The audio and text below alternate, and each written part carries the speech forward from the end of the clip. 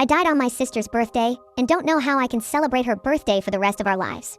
Yes, you read that right.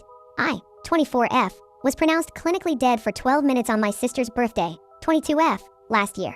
A week before her birthday, I had a surgery to remove a blood clot in my renal vein, which was unsuccessful.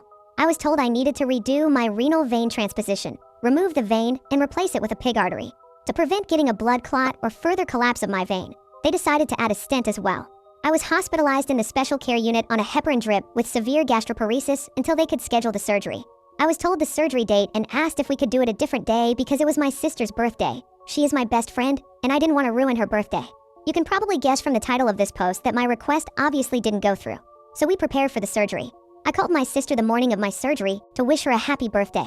We had a good cry, and she told me that everything was going to be okay because nothing bad could happen to me on her birthday.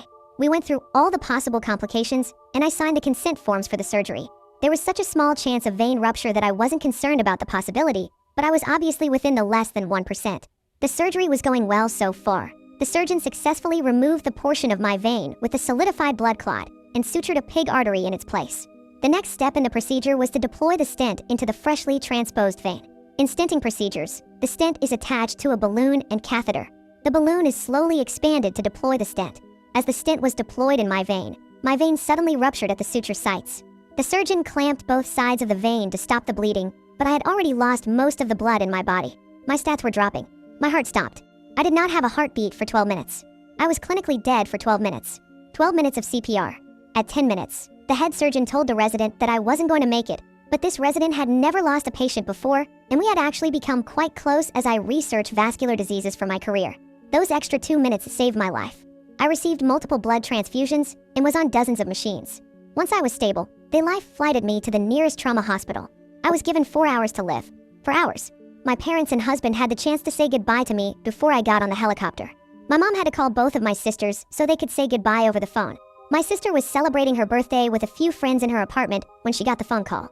It absolutely destroyed her, screaming and vomiting from the horror. After I was life-flighted, it took them 6 hours to stabilize me. I was immediately put on a ventilator, life support, and multiple drips because my lungs, heart, kidneys, liver, bladder, and brain were not functioning. I was put in a medical coma.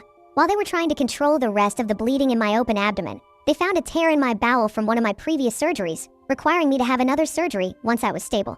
Once I was stable, they told my family I would most likely not make it through the night. My parents had to figure out how to get both of my sisters to my city as we all live in different states.